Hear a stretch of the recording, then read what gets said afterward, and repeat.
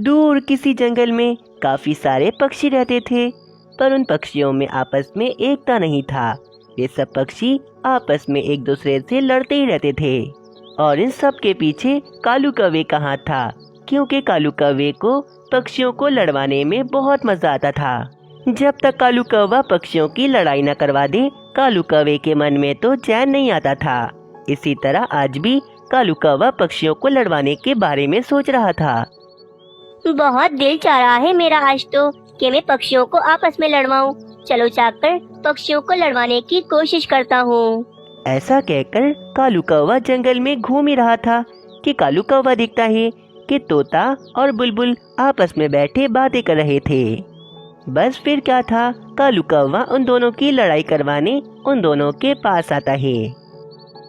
तोते बुलबुल, मैं तुम दोनों को एक बात बताना चाहता हूँ। कल जब मैं शाम को मीनू चिड़िया के घर पर गया तो मीनू चिड़िया ने मुझसे कहा कि तुम दोनों में से कोई एक बहुत ज्यादा बेवकूफ है जिसमें बिल्कुल भी अक्ल नहीं। न जाने तुम दोनों में से मीनू चिड़िया किसको बेवकूफ कह रही थी। अच्छा, तो फिर बुलबुल को ही कह रही होगी मीनू चिड़िया बेवकूफ, क्योंकि मैं तो बहुत ज्यादा अक्लमंद हूँ। मीनू चिड़िया मुझे अच्छे से जानती है। क्या मतलब है तुम्हारा तोते कि मैं तुम्हें बेवकूफ नजर आ रही हूँ? जरा अपने आप को गौर से देखो, कितने बड़े बुद्धू हो तुम। मैं तुम्हें बताना नहीं चाहती थी, पर चलो बता ही देती हूँ अब कि तुम्हारी पत्नी ने मुझे सब बता दिया कि तुम कितने बड़े बेवकूफ हो। नहीं हूँ मैं बेवकूफ। बुलबुल, तुम अपनी जबान संभाल कर बात करो, वरना मुझसे बुरा कोई नहीं होगा। ओए बेवकूफ तोते, सारा मुझे गुस्सा दिखाने की जरूरत नहीं है। तुम जैसे बेवकूफ तोतों को तो मैं अच्छे से मार लगाना जानती हूँ। तुम मारोगी मुझे? हैं तुम मारोगी? अरे बुलबुल, तुम मुझे मारना तो दूर की बात बल्कि छू भी नहीं सकती। जो भी हो तोते, पर सबसे बेवकूफ तुम हो। क्यों कालू कौवे? वो मुझे नहीं पता, पर मीनू चिड़िया तुम दोनों में से ही किसी एक को बेवकूफ कह रही थी। वो तो मीनू चिड़िया इसे ही कह रही होगी, क्योंकि बुलबुल तो होती ही बेवकूफ है। बस तोते, आज से मेरी और तुम्हारी दोस्ती हमेशा हमेशा के लिए खत्म। और हाँ, आज शाम को जो तुम मेरे घर पर दावत में मजे मजे के भोजन खाने आ रहे थे ना, आने की कोई जरूरत नहीं है मेरे घर पर। तुम जैसे बेवकूफ तोतों को दावत पर बुलाने से बेहतर है कि मैं किसी गरीब पक्षी को भोजन खिला दूं। कम से कम मुझे दुआ तो मिलेगी। अब तो तोता और बुलबुल के बीच में बहुत बड़ा झगड़ा हो जाता है और कालू कौवा तो ये देखकर मन ही मन बहुत ज्यादा खुश हो रहा था। बाप रे, कितना बड़ा झगड़ा करा दिया मैंने। कितना मजा आ रहा है मुझे तो। अब लगता है तोता और बुलबुल आपस में कभी भी बात नहीं करेंगे। उन दोनों का झगड़ा कराकर कालू कौवा फौरन वहाँ से चला जाता है। इस तरह कालू कौवा जंगल के और पक्षियों की भी आपस में लड़ाई करवाता था। इस तरह कालू कौवे को बहुत ज्यादा आनंद मिलता था। लड़ते रहो, क्योंकि मेरा काम है लड़वाना। जब तक मैं हूँ इस जंगल में, मैं इस जंगल में किसी भी पक्षी को एक दूसरे का दोस्त बनने दूंगा ही नहीं। पक्षियों की इस लड़ाई झगड़े की वजह से मीनू चिड़िया तो बहुत ज्यादा परेशान थी और उससे समझ नहीं आ रहा था कि आखिरकार वे पक्षियों को किस तरह समझाए। दोस्तों, अगर आप सबने इस कहानी को अभी तक लाइक नहीं किया तो जल्दी से इस कहानी को एक लाइक जरूर कर दें। जंगल के पक्षियों को आखिर कौन समझाए कि लड़ना कितनी बुरी बात होती है। अब अगर ये लड़ाई झगड़ा दूसरे जंगल के पक्षी देखेंगे तो हमारे बारे में क्या सोचेंगे। कुछ तो करना होगा मुझे। पक्षियों को आपस में लड़ने से रोकना ही होगा, वरना हमारे जंगल को बहुत बड़ा नुकसान हो सकता है। कुछ देर मीनू चिड़िया कोई उपाय सोचने लगती है तो मीनू चिड़िया को एक उपाय मिल ही जाता है। मिल गया मुझे पक्षियों को समझाने का उपाय। अब देखो मैं पक्षियों को कैसे समझाती हूँ, फिर देखना वे कभी नहीं लड़ेंगे। ऐसा कहकर मीनू चिड़िया पक्षियों के पास जाती है। मीनू चिड़िया, तुमने मुझे यहाँ पर क्यों बुलाया है? तुम्हें पता है ना, जहाँ बुलबुल होती है वहाँ मुझे रहना बिल्कुल पसंद नहीं। हाँ, तो मुझे भी तुम जैसे गंदे तोतों के साथ बैठना बिल्कुल पसंद नहीं।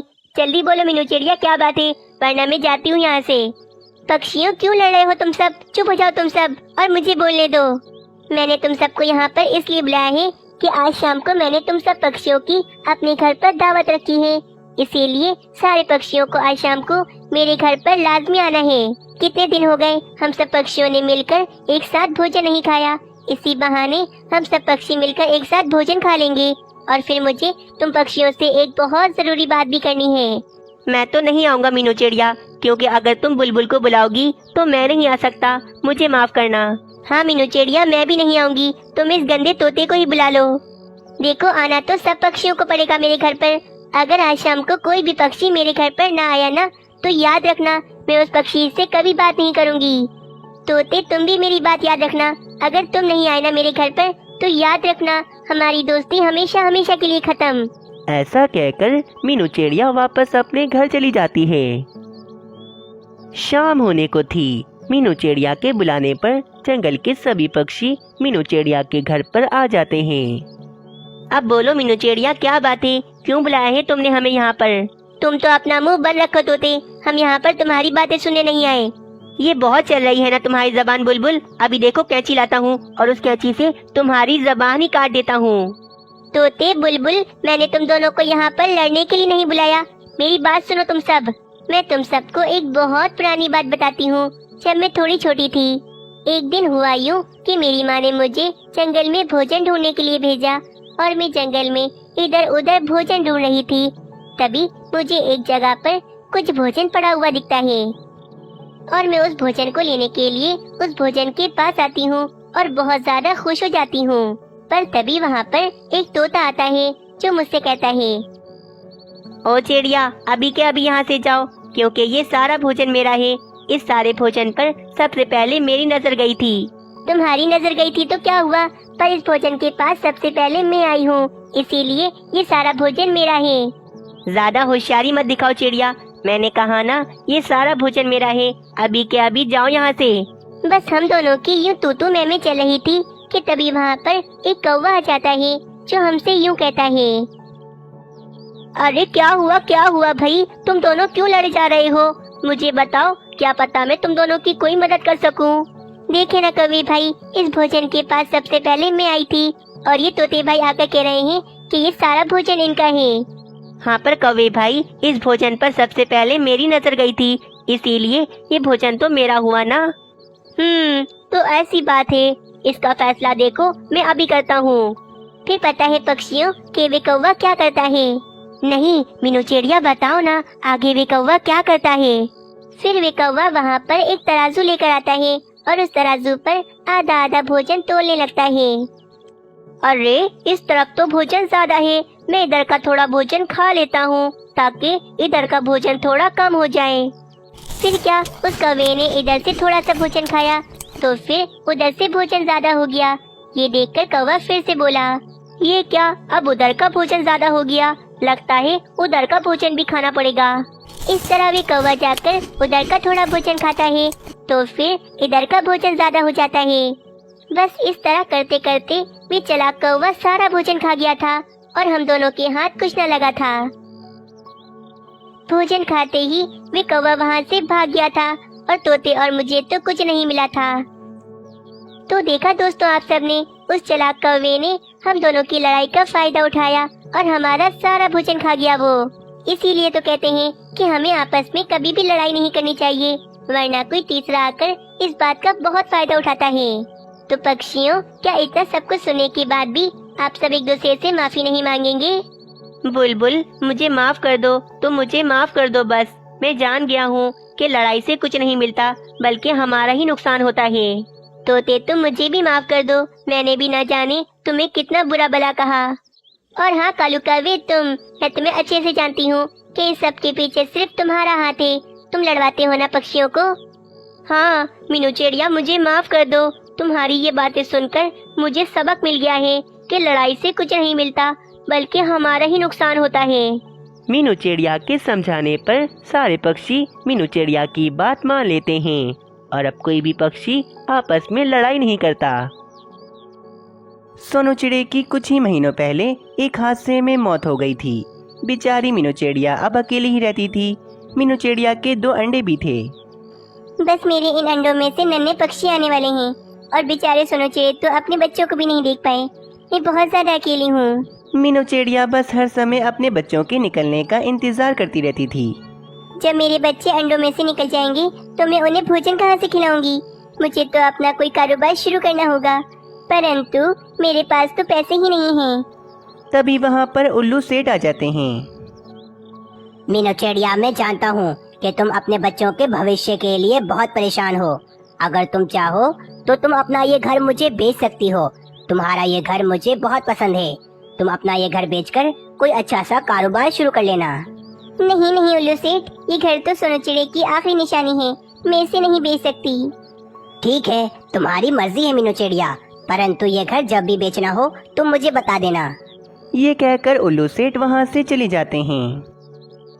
कुछ दिन गुजर जाते हैं। मीनू चिड़िया के अंडों में से 2 प्यारे से बच्चे बाहर आते हैं। मीनू चिड़िया तो बहुत ज्यादा खुश हो जाती है। मम्मा मम्मा, मुझे बहुत भूख लग रही है, थोड़ा भोजन दे दो मुझे।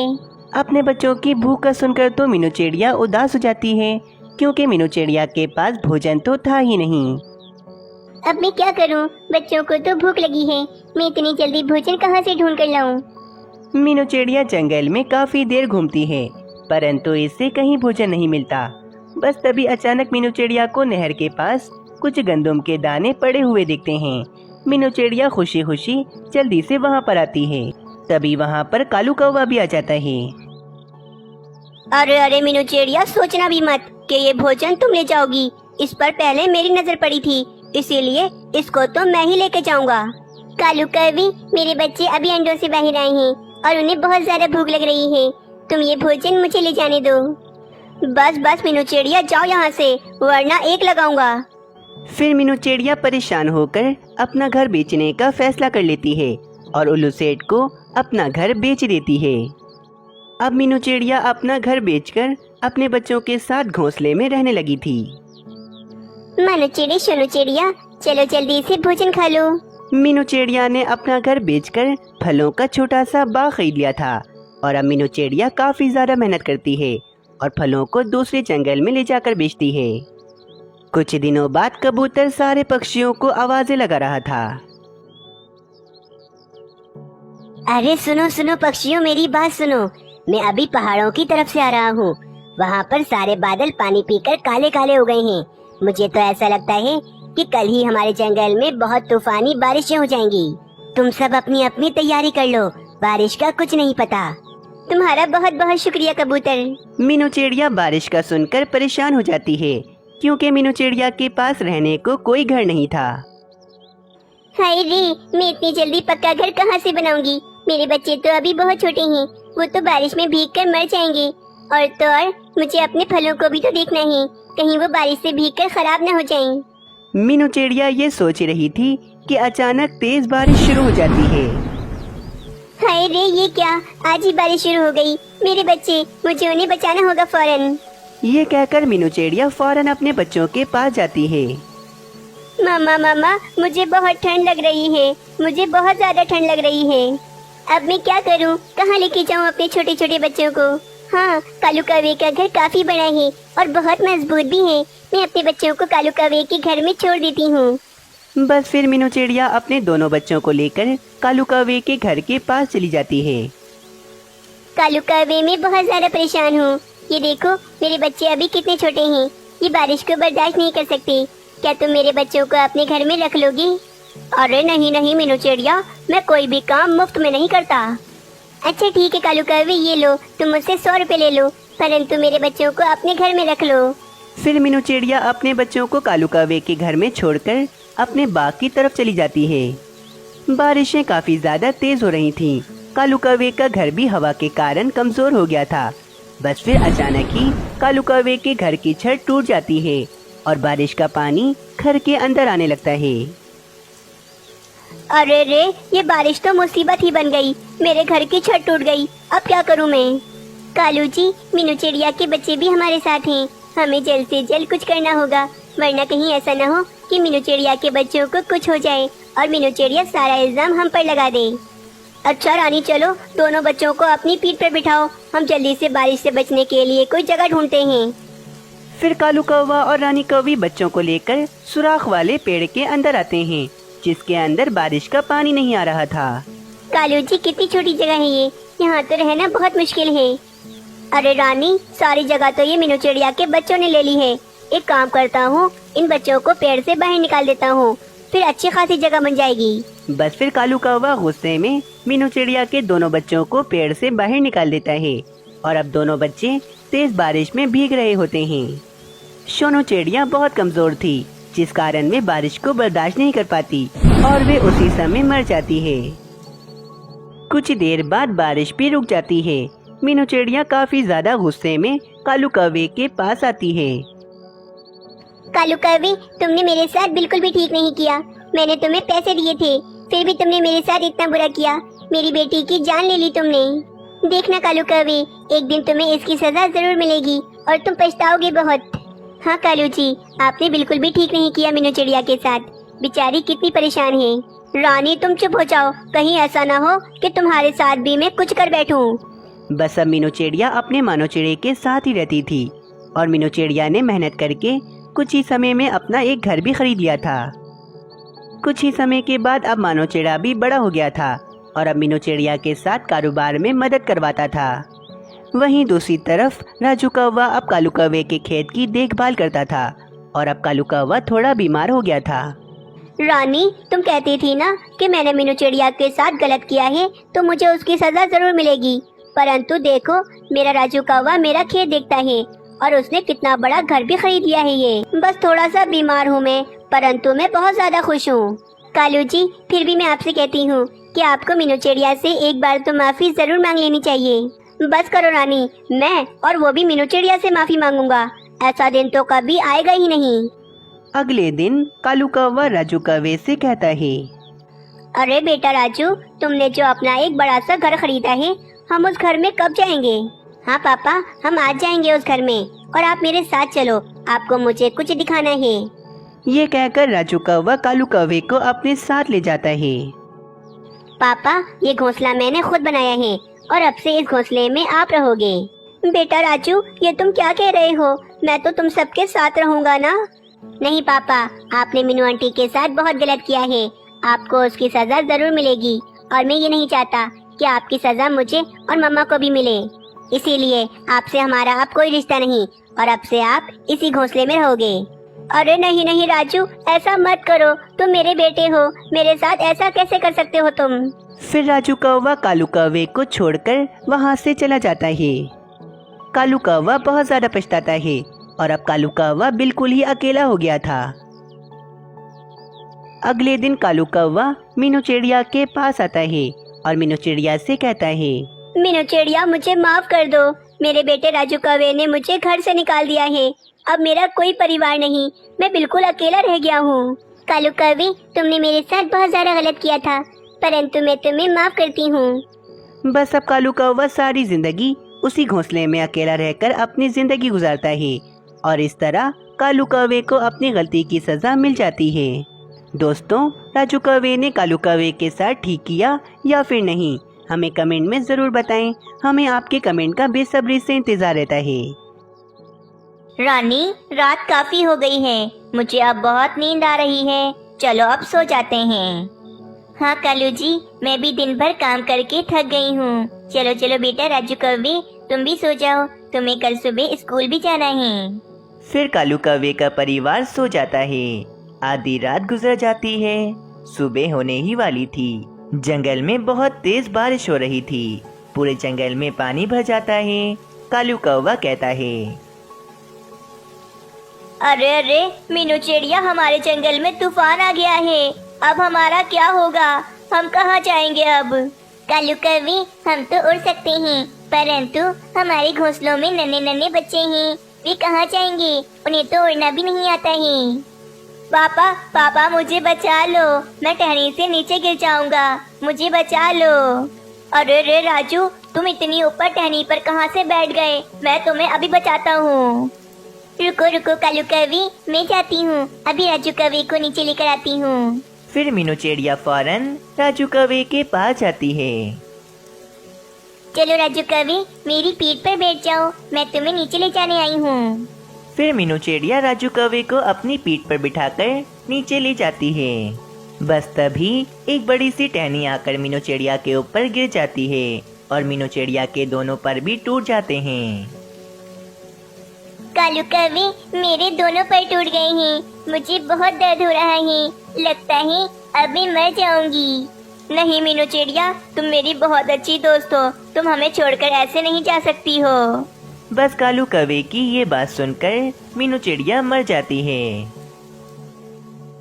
उठो ना मीनू चिड़िया, उठो, तुम हमें छोड़कर नहीं जा सकती हो।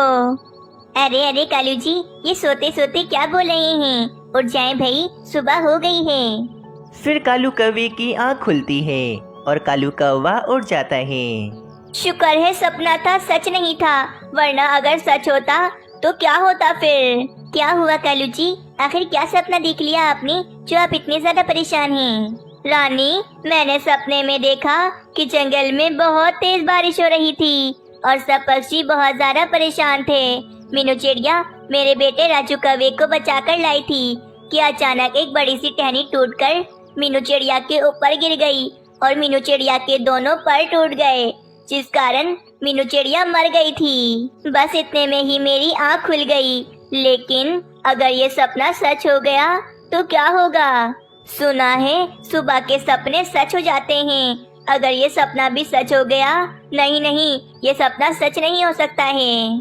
बाप रे, आपने तो बहुत बुरा सपना देखा है, लेकिन आप बिल्कुल भी चिंता मत करें, आपका सपना कभी सच नहीं होगा।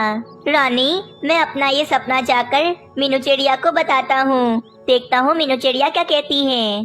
बस ये कहकर कालू कौवा मीनू चिड़िया के पास चला जाता है। कालू कौवा मीनू चिड़िया के पास आकर मीनू चिड़िया को अपना सपना बताने लगता है।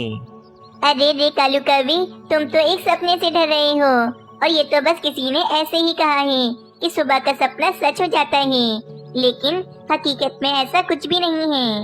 और अगर मेरी किस्मत में मरना लिखा है तो मैं जरूर मर जाऊंगी, तुम मेरी किस्मत को नहीं बदल सकते।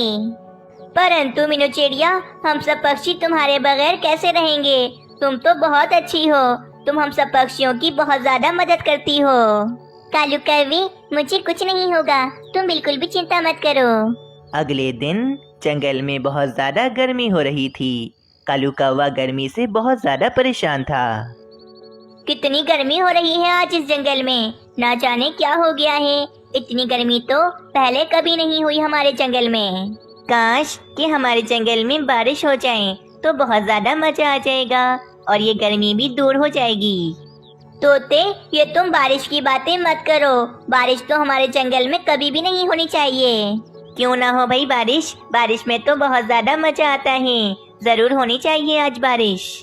फिर कालू कौवा तोते को अपना सपना बताने लगता है।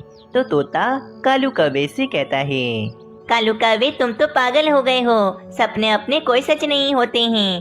तुम्हें पता है, मैंने कल सुबह सपना देखा था कि मैं बहुत ज्यादा अमीर हो गया हूँ, मेरे पास बहुत ज्यादा पैसे हैं। तो क्या मैं अमीर हूँ? नहीं ना, इसीलिए मैं तुम्हें समझा रहा हूँ कि ये सपने वगैरह कोई सच नहीं होते। कुछ देर के बाद जंगल में तेज हवाएं चलने लगती हैं और थोड़ी ही देर में तूफानी बारिश शुरू हो जाती है। हाय रे पक्षियों, ये तो वही तूफानी बारिश है जो मैंने अपने सपने में देखी थी। देखो देखो, कहीं मेरा सपना सच ना हो जाए। आप ठीक कह रहे हैं, ये बारिश तो और ज्यादा बढ़ रही है और तो और तूफानी बारिश लग रही है मुझे तो ये। तूफानी बारिश की वजह से सब पक्षी बहुत ज्यादा परेशान हो जाते हैं। पक्षियों, हम सब पक्षियों के पास तो लकड़ियों के पक्के घर नहीं हैं, हम तो घोंसलों में रहते हैं। हमारे बच्चे तेज बारिश में भीग रहे होंगे।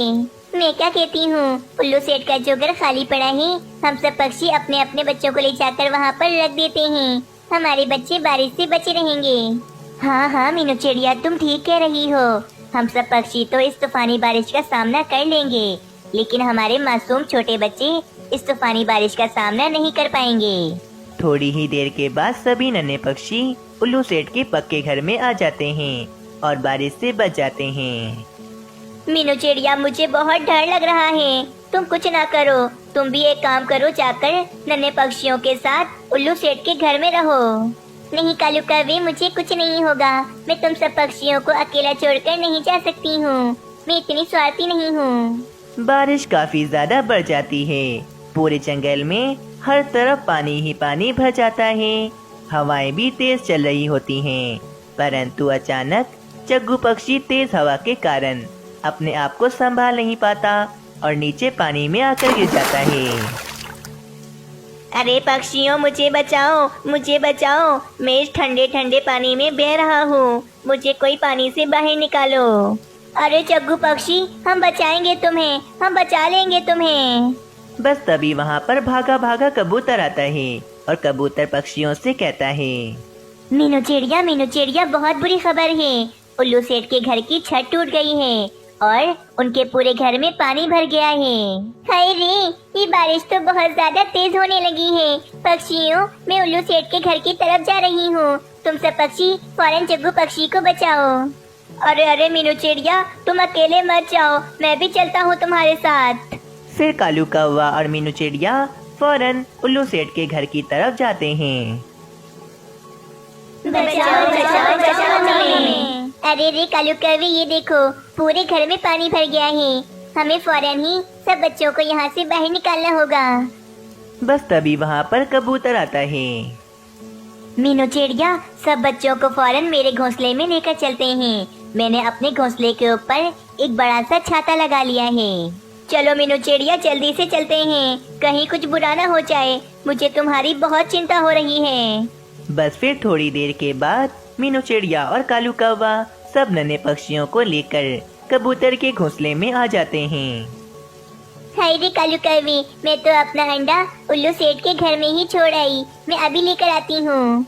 ये कहकर मीनू चिड़िया फौरन उल्लू सेठ के घर की तरफ चली जाती है। बस तभी ही तेज हवा में उड़ती हुई टहनी मीनू चिड़िया पर लगती है और मीनू चिड़िया नीचे पानी में गिर जाती है। अरे पक्षियों, वो देखो, मीनू चिड़िया पानी में गिर गई है, मीनू चिड़िया को बचाओ कोई। बस उसी समय बारिश भी रुक जाती है। कबूतर फौरन मीनू चिड़िया के पास आता है और मीनू चिड़िया को पानी से बाहर निकालता है। थोड़ी देर के बाद कालू कौवा और कबूतर जंगल से दूर मीनू चिड़िया को लेकर उल्लू वैजी के पास आते हैं। उल्लू वैजी, मीनू चिड़िया उठ क्यों नहीं रही, क्या इसे ज्यादा चोट आई है? हाँ कालू कौवे, वे टहनी बहुत ही तेजी में मीनू चिड़िया पर लगी थी, जिस कारण मीनू चिड़िया को काफी ज्यादा चोट आई है। लेकिन अगर आज के आज मीनू चिड़िया को होश न आया तो मीनू चिड़िया मर भी सकती है। मीनू चिड़िया उठ जाओ मीनू चिड़िया, मेरा सपना पूरा मत करो। अगर तुम हमें छोड़कर चली गई तो हम पक्षियों का क्या होगा? बस तभी ही मीनू चिड़िया को होश आ जाता है और मीनू चिड़िया उड़ जाती है। वाह वाह, मीनू चिड़िया को होश आ गया, मीनू चिड़िया को होश आ गया, मीनू चिड़िया ठीक हो गई। कालू कौवे, जिसके इतने ज्यादा अच्छे दोस्त हों उसे भला क्या हो सकता है? इस तरह मीनू चिड़िया को होश आ जाता है और मीनू चिड़िया बिल्कुल ठीक हो जाती है। दोस्तों, अगर आप सबको ये कहानी अच्छी लगी तो चैनल को जरूर सब्सक्राइब करें और कमेंट सेक्शन में अपनी राय देना ना भूलें।